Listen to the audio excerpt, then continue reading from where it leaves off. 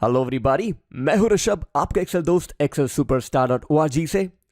इस बार मैं आपके लिए लाया हूं top 10 Excel tricks for your interview. इस क्लास में 17 बच्चे हैं जो कि अलग अलग हाउसेस में डिवाइडेड हैं, सैफरन, वाइट एंड ग्रीन। इनके स्कोर्स कुछ ऐसे दिए गए हैं। कुछ नटखट बच्चों ने टेस्ट को अटेंड नहीं किया है, इसलिए उन्हें 0 मिला है और वो दिख भी रहे हैं। राइट, तो अब देखते हैं एक एक करके वो फॉर्मूलाज क्या है जो आपके डेली लाइफ में बहुत काम आएंगे, आपके इंटरव्यू में भी बहुत सहारा देंगे। सबसे पहले फंक्शन बनता है count A equal to count. अब देखेंगे काउंट के नाम पर बहुत सारे फॉर्मूला है, घबराइए नहीं, हमें जाना है काउंट ए के ऊपर। काउंट ए मतलब ऑल, काउंट ऑल। अगर मैं इन सब चीजों को सिलेक्ट कर देता हूं तो काउंट ऑल कहा जाएगा 17। लेकिन अगर एक या दो जन के केसेस में टेस्ट के स्कोर अभी तक इवैल्यूएट हुए नहीं है तो आप देखोगे ये बन जाता है 14। यानी कि काउंट ए उन सेल्स को ही चूज करता है जिसमें कुछ है। काउंट ए मींस काउंट ऑल। अब अगर आपको यह देखना है कि 3 बच्चों के टेस्ट स्कोर्स अभी नहीं आए हैं, यानी कि वो सेल्स ब्लैंक हैं, वो कितने हैं, तो आपको लिखना है फॉर्मूला काउंट ब्लैंक। जैसे ही आप काउंट ब्लैंक पे जाते हो, प्रेस कीजिए टैब की और उस पूरे रेंज को आप चूज कर सकते हैं। एंटर। आपने देखा अब दिख रहा है आपको आंसर 3। लेकिन अगर उनमें से एक बच्चा ऐसा हो जिसने टेस्ट जरूर दिया था बट उसे मिले हैं 0, तो दिखाएगा काउंट ब्लैंक सिर्फ 2। राइट, अब काउंट वो फॉर्मूला है जो सिर्फ नंबर्स को गिनता है। तो अगर मैं लिखता हूं काउंट और चूज करता हूं सारे नंबर्स को, तो दोस्तों देखिए आंसर क्या होगा, 15। वाई? बिकॉज 2 ब्लैंक्स हैं और बाकी सब नंबर्स हैं। अगर उनमें से एक को मैंने एक्स कर दिया, आप देखोगे काउंट अब 14 ही दिखा रहा है। वाई? बिकॉज 1, 2 और 3, ये 3 को एक्सक्लूड किया जा रहा है, हटा दिया जा रहा है। मैं वापस इस बच्चे की स्कोर ले आता हूं, नहीं तो इसे आज घर में मार पड़ेगी। आइए आगे बढ़ते हैं। सम का मतलब है टोटल सम, यानी कि सारे स्कोर्स को टोटल कर दिया जाए। एंटर। 54.7। मैक्स मतलब मैक्सिमम स्कोर क्या है, तो मैक्स लिखता हूं, चूज करता हूं सारे स्कोर्स को और मिलता है मैक्स। सुपर, यानी किसी ना किसी को 5 में से 5 जरूर मिला है। मिन, ऑफ कोर्स मिन यहां पर आपको 0 ही दिखाएगा, बिकॉज एक बच्चे ने टेस्ट जरूर दिया है बट उसे मिला है 0। अब अगर आपको देखना है एवरेज, एवरेज उन बच्चों का जिन्होंने टेस्ट दिया है, तो अगर अभी मैं एवरेज फॉर्मूला का इस्तेमाल करता हूं तो इन दोनों बच्चों का स्कोर्स को नहीं गिना जाएगा। लेकिन अगर यहां पर 0 होता तो वो भी आपके एवरेज में इंक्लूडेड रहता। तो आइए देखते हैं फर्क। इक्वल टू एवरेज, इस पूरे स्कोर्स को चूज करता हूं। Average scores of the class is 3.2। अब हो सकता है कि 2 बच्चों के टेस्ट स्कोर अभी तक आए नहीं है, तो अगर मैं पूरा डिलीट कर दूं तो देखिए एवरेज किस तरह बढ़ गया है 3.6, और जैसे उनके स्कोर्स आएंगे हम वहां फीड कर सकते हैं। बट हां, अगर उन्हें 0 मिला है तो एवरेज ऑब्वियसली कम हो जाएगा पूरे क्लास का। तो ये 2 क्लस्टर्स ऑफ फॉर्मूला काफी सिमिलर है। काउंट ए मतलब ऑल, काउंट ब्लैंक मतलब ओनली ब्लैंक, और काउंट मतलब सिर्फ नंबर्स को गिना जाए। यह है मेरा पहला क्लस्टर। दूसरा क्लस्टर में कहा गया है सम, मैक्स, मिन, एवरेज। अब तीसरे क्लस्टर में जाते हैं जो कि बहुत ही इंपॉर्टेंट है। यहां पर 3 स्टूडेंट्स के नाम है और इन 3 स्टूडेंट्स के मुझे स्कोर इसके पास वाले सेल्स में लिखे होने चाहिए। तो मैं इस्तेमाल करता हूं VLOOKUP। अगर आपको और डिटेल में VLOOKUP जानना है तो हमारे VLOOKUP के बहुत सारे वीडियो हैं excelsuperstar.org पर, उन्हें जरूर देखिए। फिलहाल एक बेसिक झलक VLOOKUP के बारे में। लुकअप वैल्यू मतलब जिस स्टूडेंट के नाम के पीछे आप दौड़ रहे हो, यह है लुकअप वैल्यू। कॉमा, अब कहा जाता है टेबल अरे। तो ध्यान रहे दोस्तों कि जब आप VLOOKUP इस्तेमाल करते हो, टेबल अरे ऐसा चूज करें जिसमें पहले कॉलम में वो नाम पाया जाए जिसके पीछे आप दौड़ रहे हो। यानी कि यह सिलेक्शन गलत हो जाएगा और यह सिलेक्शन बिल्कुल सही। अब एट दिस पॉइंट, इस टाइम पर मैं प्रेस करता हूं फंक्शन की F4। F4 लगाने से ये $4 आपकी स्क्रीन पर आएंगे, और इसका मतलब यह है कि कभी भी ये जो पूरा टेबल है नीचे कभी भी खिसकेगा नहीं, ये अपनी जगह पर बिल्कुल बरकरार रहेगा, रॉक सॉलिड, कॉमा। अब 1, 2 और 3 ये तीसरे कॉलम में स्कोर्स हैं, इसलिए मैं कहता हूं कॉलम इंडेक्स नंबर 3। और लास्टली मुझे एकदम एग्जैक्ट मैच चाहिए, अविरूप दासगुप्ता, यानी कि अविरूप दासगुप्ता का ही स्कोर मुझे दिखना चाहिए, राइट, अविरूप मुखर्जी का नहीं, इसलिए मैं कहता हूं फॉल्स। बहुत जन फॉल्स की जगह 0 भी लिखते हैं और ये बिल्कुल सही है। एंटर। वाओ, जैसे ही मैं डेटा को कॉपी पेस्ट करता हूं, मुझे इन तीनों स्टूडेंट्स के स्कोर अपने आप इस टेबल से निकाल कर दे दिए जाते हैं। आइए देखते हैं क्या वो सही है। अविरूप दासगुप्ता, उसके बाद अनुज गर्गवा, ये भी सही है, और तीसरा अनुराग कुमार। तो देखा दोस्तों, एक ही फॉर्मूला वीलुकअप से आपने तीनों के स्कोर को निकाल लिया है, और वीलुकअप कहा जाता है सबसे इंपॉर्टेंट फॉर्मूला एक्सेल का। तो इसके बारे में और जानिए और हमारे वीडियो को जरूर देखिएगा। फिलहाल मैं आगे बढ़ता हूं। कॉन्कैटिनेट वो फॉर्मूला है जो दो चीजों को जोड़ता है। सो अगर मैं कहता हूं अविरूप दासगुप्ता और फिर एम्परसेंड और फिर कहता हूं 4.7, आप देखोगे ये दोनों डेटा को जोड़ देता है। लेकिन दोस्तों मैं चाहता हूं कि एक स्पेस रहे अविरूप दासगुप्ता के बाद, ओके। तो मैं इस फॉर्मूला को दोबारा लिखता हूं, Avirup Dasgupta ampersand, double quotes के अंदर एक स्पेस जरूर रखें, वापस एम्परसेंड दें और वापस 4.7 को सिलेक्ट कर लें। आप देखोगे नाम के आगे स्कोर भी आ गए हैं। ये सेम चीज अगर आप चाहो तो कॉन्कैटिनेट फॉर्मूला से भी कर सकते हो।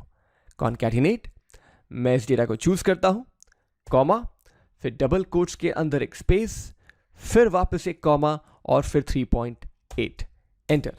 तो दोस्तों रिजल्ट वही है। आप चाहें तो एम्परसेंड यूज कर सकते हैं, आप चाहें तो कॉन्कैटिनेट यूज कर सकते हैं, दोनों में कोई फर्क नहीं। नेक्स्ट मैं चलता हूं काउंट इफ फॉर्मूला के ऊपर। मुझे यह जानना है कि सैफरन हाउस में कितने बच्चे हैं, व्हाइट हाउस में कितने बच्चे हैं और ग्रीन हाउस में कितने बच्चे हैं। सो मैं लिखता हूं काउंट इफ, प्रेस करता हूं टैब की। दो चीज पूछे गए हैं, रेंज और क्राइटेरिया। रेंज मतलब वो रेंज ऑफ वैल्यूज जहां आप ढूंढने वाले हो कि व्हाइट हाउस कितने हैं, सैफरन हाउस कितने हैं और ग्रीन हाउस कितने हैं। इसे भी मैं F4 प्रेस करके लॉक कर देता हूं और फिर बारी आती है क्राइटेरिया की, यानी कि क्राइटेरिया है सैफरन। मैं इसे क्लोज करता हूं, प्रेस करता हूं एंटर। यानी कि इस फॉर्मूला को जब मैं कॉपी पेस्ट करूंगा तो मुझे यह पता चलेगा कि सैफरन हाउस में 7 बच्चे हैं, व्हाइट में 5 और ग्रीन में 5। टोटल कुल मिलाकर कितने हुए? 17, और जो कि मेरे डेटा से मैच करता है। अब अगर आपको चाहिए इन सारे हाउसेस के टोटल स्कोर, यानी कि सैफरन हाउस में जितने बच्चे हैं उसके टोटल स्कोर, व्हाइट हाउस के टोटल स्कोर और ग्रीन हाउस के टोटल स्कोर, तो आपको जाना पड़ेगा सम इफ में। अब देखिए दोस्तों, पहले दो क्राइटेरिया और रेंज एकदम बिल्कुल बराबर है, काउंट इफ से मिलता जुलता है। तो आइए देखते हैं इसे कैसे कंप्लीट किया जाए। रेंज, इस पूरी रेंज को मैंने सेलेक्ट किया है, प्रेस करता हूं F4, कॉमा। दूसरा है क्राइटेरिया जिसके नाम पर मैं सैफरन चूज करता हूं। तीसरा, रेंज वो हो जिसमें सम किया जा सके। ऑब्वियसली हम नंबर्स को ही सम कर सकते हैं, इसलिए मैंने इस सम रेंज को चूज कर लिया। एक बात का ध्यान रहे दोस्तों, सम इफ या काउंट इफ फॉर्मूला जब आप लिखें, रेंज की हाइट हमेशा सेम होनी चाहिए। अगर ये ऊपर नीचे आपने कर दिया तो आंसर भी गलत, इसलिए हाइट को सेम रखते हुए मैं प्रेस करता हूं F4 और फिर करता हूं क्लोज द ब्रैकेट, एंटर। जैसे ही मैं कॉपी पेस्ट डाउन करता हूं, मुझे यह पता चलता है कि सैफरन हाउस के बच्चों ने 25.1 का स्कोर टोटल अपने पास रखा है। पर दोस्तों आप कह सकते हो कि सैफरन हाउस में 2 बच्चे ज्यादा हैं, उनके टोटल को कंपेयर करना व्हाइट और ग्रीन से बड़ी नाइंसाफी होगी, राइट? तो आप चाहो तो सम के वर्ड को हटाकर आप रख सकते हो वर्ड एवरेज इफ का, राइट? अब जितने बच्चे हैं उनके एवरेज निकाले जाते हैं और इसे मैं करता हूं कॉपी पेस्ट, राइट? फॉर्मेटिंग के लिए Ctrl+Shift+1। तो अब यह पता चलता है कि average score of a saffron student is 3.59, white 2.94 and green house 2.98। तो दोस्तों सम इफ और एवरेज इफ फॉर्मूला सिर्फ नाम में फर्क है, लेकिन अंदर के पैरामीटर के सीक्वेंस वैसे ही है। नेक्स्ट मैं चलता हूं ड्रॉप डाउन लिस्ट में। अब मैं इस सेल को चूज करता हूं, जाता हूं डेटा में, क्लिक करता हूं डेटा वैलिडेशन में, और इस डेटा वैलिडेशन में क्लिक करने के बाद मैं जाऊंगा इस टैब सेटिंग्स में। सेटिंग्स के अंदर लिस्ट, और ये कह रहा है कि अगर आप लिस्ट चूज करना चाहते हैं उसके सोर्स क्या हो, तो सोर्स के नाम पर मैं इन पूरे बच्चों के नाम के लिस्ट को चूज करता हूं और प्रेस करता हूं ओके। और अब देखो नजारा, देखिए कितने आसानी से ड्रॉप डाउन बन गया है। आप चाहो तो कोई भी नाम इसमें से चूज कर सकते हो। और अगर देखा जाए ये ड्रॉप डाउन मैं चाहूं तो अविरूप दासगुप्ता के नाम पर भी पेस्ट कर सकता हूं। फायदा, अब आप जब भी कोई भी स्टूडेंट्स का नाम चूज करते हो तो अपने आप उसका स्कोर आपको बदलता नजर आता है, राइट। सो ये है combination of VLOOKUP and drop down list. Next, आप चाहते हो कि जिनको मिला है 3.5 या उससे ऊपर उन्हें ग्रीन मार्क किया जाए, राइट। तो मैं इस पूरे सेल्स को चूज करता हूं, जाता हूं होम, कंडीशनल फॉर्मेटिंग में, और कह देता हूं उन सेल्स को हाईलाइट किया जाए जो कि ग्रेटर देन, या फिर ग्रेटर देन इक्वल टू भी कर सकते हैं, ग्रेटर देन 3.4 हो, उनको आप कर दीजिए ग्रीन। ओके, आपने देखा कितने आसानी से उन स्टूडेंट्स के स्कोर को ग्रीन कर दिया गया है जिनके स्कोर हैं 3.4 या उससे ज्यादा। Last trick, text to column. ये बहुत ही इंपॉर्टेंट ट्रिक है और इसके लिए मैं थोड़ा स्क्रॉल नीचे करता हूं। मेरा अगला मकसद ये है कि इन सारे नाम और सरनेम्स को अलग अलग, दो अलग अलग कॉलम में डिवाइड कर दूं। इन पूरे डेटा को चूज करने के बाद मैं जाता हूं डेटा में और जाता हूं टेक्स्ट टू कॉलम्स के अंदर। अब इसका मतलब है एक टेक्स्ट को अलग अलग कॉलम्स में बांट दिया जाए। देखा ये जा रहा है कि हर एक नाम और सरनेम के बीच में एक स्पेस है, इसलिए मैं स्पेस को चूज करता हूं और फिर नेक्स्ट जाता हूं और अपने डेस्टिनेशन को चेंज करते हुए अगले सेल का नाम दे देता हूं ताकि डेटा पुराने वाले को हटाया नहीं जाए। Finish. There's already data here. Do you want to replace? Yes, okay. Wow. देखा दोस्तों कितने आसानी से आपने टेक्स्ट टू कॉलम के जरिए डेटा को अलग अलग कर दिया। अगर चाहें तो इसे वापस कंबाइन कर सकते हैं। कैसे? कॉनकैटिनेट से। इस पूरे डिस्कशन में तो भूल ही गया कि आपको इफ फॉर्मूला तो जरूर बताना था, तो आइए इफ फॉर्मूला भी कर लेते हैं। तो जिनको मिला है 0 उन्हें रीटेस्ट देना चाहिए, तो ये फॉर्मूला में कैसे लिखूं?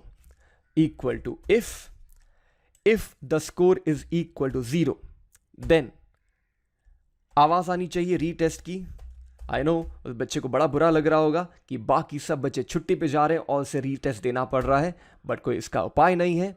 और जिन्होंने टेस्ट में 0 से ऊपर स्कोर किया है उन्हें कुछ नहीं करना है, इसलिए डबल कोट्स। अगर आप गौर से देखेंगे, पहला है लॉजिकल टेस्ट, जिसका सवाल कुछ इस तरह पूछा गया है कि आंसर या तो हाँ है या ना है।